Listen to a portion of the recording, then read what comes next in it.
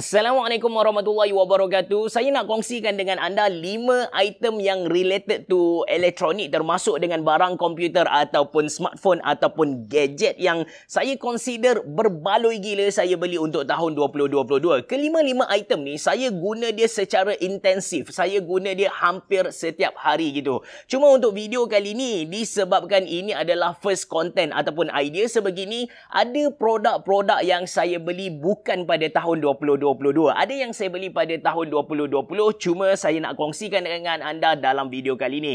Untuk tahun hadapan 2023, saya janji dengan anda untuk kongsikan hanya produk-produk yang saya beli pada 2023. Tanpa berlengah lagi, jom kita tengok 5 item yang saya masukkan. Anda bersama saya, Ashraf Jeffrey, dalam channel YouTube Monaliza. Kalau anda belum tekan butang subscribe, pastikan anda tekan butang subscribe dan juga butang loceng yang ada dekat tepi dia. Jom!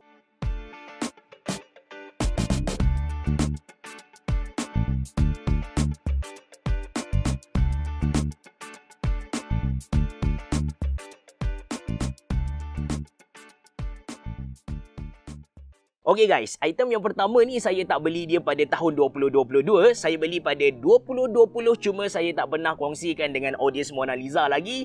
Iaitu ni, kereta besar yang ada sekarang yang saya sedang duduk. Ini adalah Pro 2 Arus. Saya beli sekitar RM78,000 Malaysia.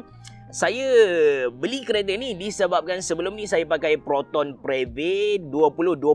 Saya dapat seorang lagi anak. Total tanggungan saya seorang isteri, 3 orang anak dan ada seorang pembantu rumah. Preve memang tak dapat nak tampung kuantiti kami. Untuk kanak-kanak kita kena pakai car seat lagi kan. So saya terpaksa cari satu family car. Saya jual Preve, saya beli Arus ni. So far dari segi keselesaan dan keselesaan kena dengan saya lah. Keluasan tu memang tak ada masalah langsung. Dari segi performance, saya tak pandai sangat bab kereta. Saya tak tahu tentang dia punya teknologi dan sebagainya. But kalau saya balik ke Kuala Lipis, ke kampung isteri saya dekat highway Gua Musang tu, bolehlah drive 150 km per hour tanpa goyang. Dia rasa stable gila, cornering pun okey dan sebagainya. Cuma ada beberapa perkara yang saya rasa macam tak puas hati dekat kereta ni. Macam contoh dia punya aircon, walaupun dia ada booster untuk sedut udara sejuk dari bahagian hadapan tolak ke belakang, sejukkan di kompartmen di bahagian belakang kan, but still untuk yang belakang sekali tu dia rasa panas sampai anak saya yang duduk dekat belakang sekali kena pakai kipas macam tu. Dan yang kedua, walaupun ini adalah 7-seater, dekat bahagian belakang untuk kanak-kanak tak ada masalah, tapi kalau untuk orang dewasa saya rasa macam tak selesa sangat lah. Dia 7-seater tapi agak sempit kalau kita nak muatkan orang dewasa, orang yang badan besar macam tu. So ini item yang pertama. Item yang kedua ni, kalau tadi item pertama dia mahal gila RM78,000 Malaysia, tapi item yang kedua ni menariknya dia untuk outdoor and harga dia RM40 sahaja. Dan item yang kedua ni tak sah kalau saya tak guna dia hari-hari. Sangat-sangat functional guys. Okay, ini produk yang kedua. Maybe anda masih blur apakah produk yang saya nak tunjuk kepada anda ni. Dia punya motherboard tu kecil sahaja, wayar banyak-banyak. Ini ialah eWeLink Sonoff untuk auto gate, yang mana produk ni mampu convert kita punya auto gate ataupun pagar automatik dekat rumah kita boleh dikawal secara wifi gitu menggunakan apps eWeLink. And apps dia ni kita boleh linkkan dengan Google Home. Dengan cara tu saya boleh kontrol buka tutup pagar rumah saya hanya menggunakan wifi. Okay Google, turn on Tony. So pagar dekat belakang rumah saya terbuka. Saya tukar nama gate tu kepada Tony. Jadi bila saya nak buka, saya akan kata buka Tony. Bila saya nak tutup, so saya kata tutup Tony. Tapi ada dua masalah. Sebelum ni dia gate lah. Kenapa saya tukar kepada Tony adalah kerana bila saya sebut turn on gate kan, dia detect saya sebut DICK.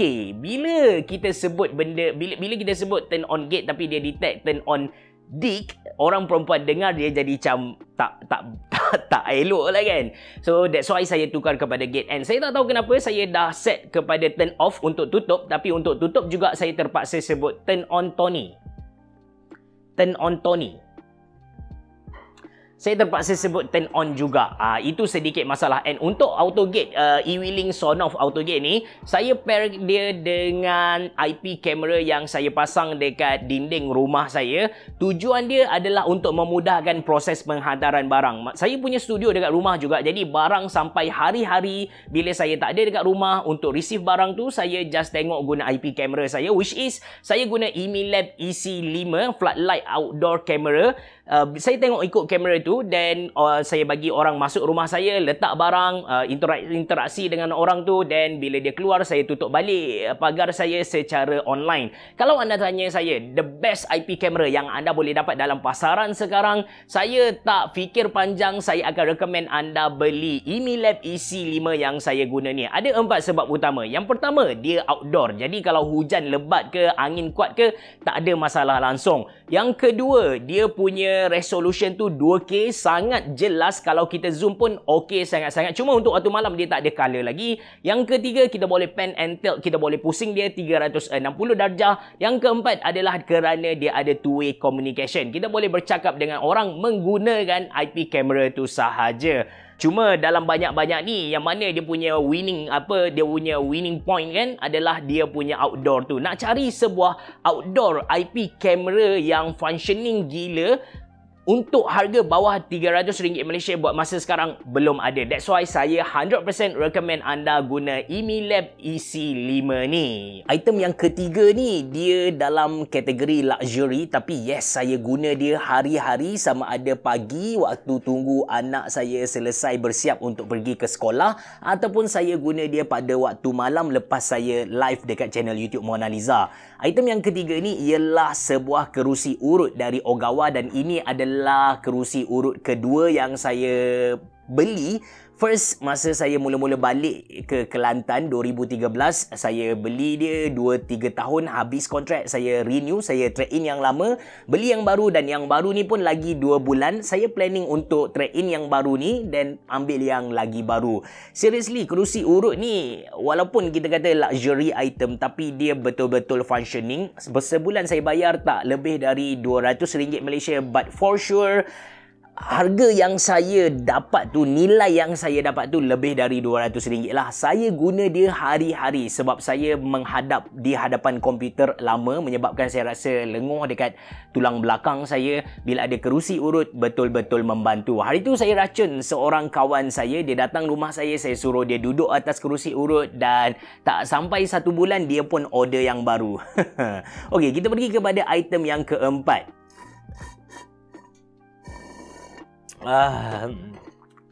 Akhirnya masuk dalam studio. Item yang pertama outdoor, iaitu Pro 2 Arus. Item yang kedua outdoor juga, e-wheeling Sonoff untuk AutoGate. Item yang ketiga dalam rumah saya dekat ruang tamu. Item yang keempat ni, saya memang guna dia sangat-sangat agresif, even sangat-sangat intensif. Even dalam ke-5 produk yang saya nak tunjuk kepada anda hari ni, item yang keempat ni saya guna hari-hari tanpa miss. Even dalam tandas pun saya bawa masuk. Saya dah tahu anda dapat teka, iaitu saya punya smartphone. Cuma saya nak highlight bukan kerana dia smartphone. Tak, saya nak highlight kerana dia adalah sebuah foldable smartphone. Bukan nak riak kepada anda yang saya pakai smartphone yang mahal. No.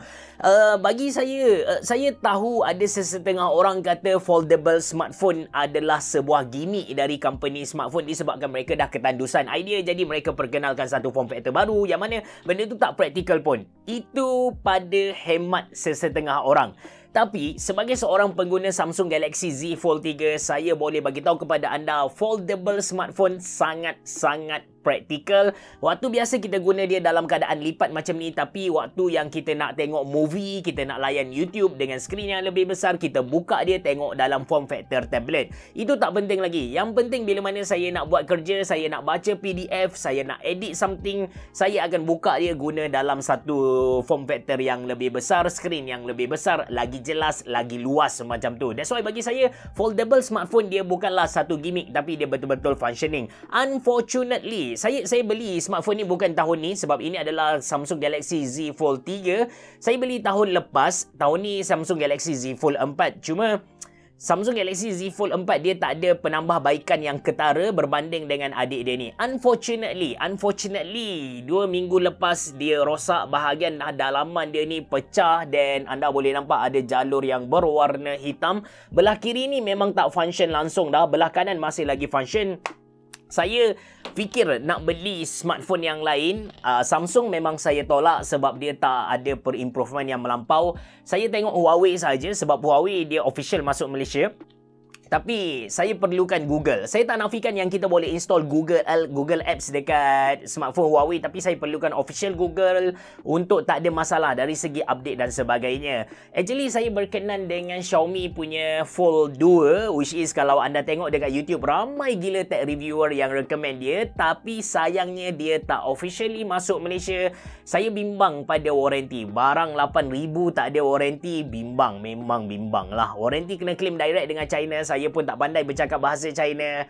Itu isu sikit lah. Walaupun ada kedai yang dekat Shopee dia bagi tahu dia akan tolong urus dan sebagainya, saya still doubt dengan benda tu. Okey, ini item yang keempat. Item yang kelima ni dia datang secara package lah. Of course, saya punya YouTuber setup. Dia datang sekali dengan laptop, datang sekali dengan kamera, keyboard, mouse, lampu, stand dan sebagainya. Untuk pengetahuan anda, laptop yang saya guna untuk edit video hari-hari untuk saya buat kerja ialah Gigabyte Aorus 15G yang guna Intel Core i7 11 Gen RTX 3070. Saya guna laptop ni memang kita kata agresif gila, intensif gila. Edit video kadang-kadang 2 video sehari. Lepas tu guna untuk kerja-kerja Mona Lisa, kerja Samurai Yakiniku, restoran saya. Kemudian untuk keyboard saya sentiasa bertukar. Ini adalah Dukhara, tapi sentiasa bertukar disebabkan banyak orang sponsor keyboard. Lepas tu saya punya mouse, saya pakai Razer Basilisk X Hyperspeed. Yang ni memang tak bertukar. Saya beli 2 biji and saya rasa sangat selesa dengan wireless gaming mouse dari Razer ni. Ada gaming mouse yang mahal tapi itu adalah second mouse saya. Lepas tu headset, saya pakai Asus ROG Delta S wireless. Ini pun disponsor oleh saya tapi saya puas hati, that's why saya jadikan dia sebagai main headset saya. Kamera saya pakai Sony A7C. Untuk talking head saya pakai Sigma. Ini adalah Sigma 35mm, tak silap saya kita panggil dia sebagai prime lens. Saya tak pandai bab kamera.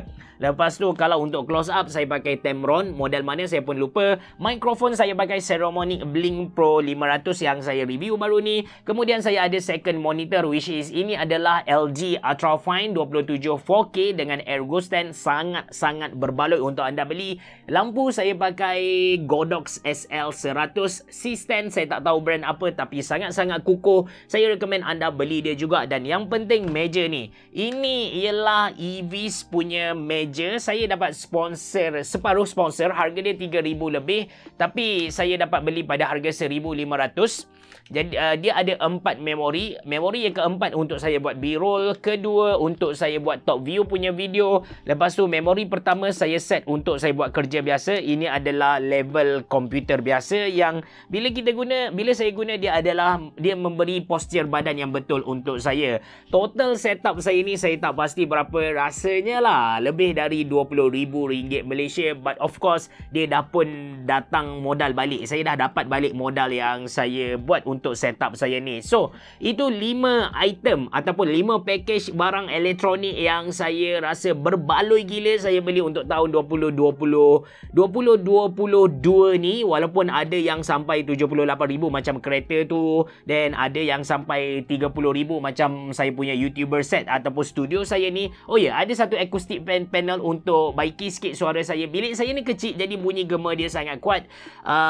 Tapi yes, dalam 5 item ni bagi saya sangat-sangat berguna. Of course ada banyak lagi item yang saya nak kongsikan dengan anda, cuma sebab video ni saya tak nak bagi panjang sangat, saya limitkan kepada 5 item ataupun 5 package sahaja. Apa yang anda beli pada tahun 2022 yang anda consider berbaloi gila anda beli dan anda guna dia setiap hari? Maybe anda boleh kongsikan dengan saya dan juga audiens Mona Lisa yang lain di ruangan komen di bawah. Terima kasih kerana menonton. Assalamualaikum warahmatullahi wabarakatuh. Berabah.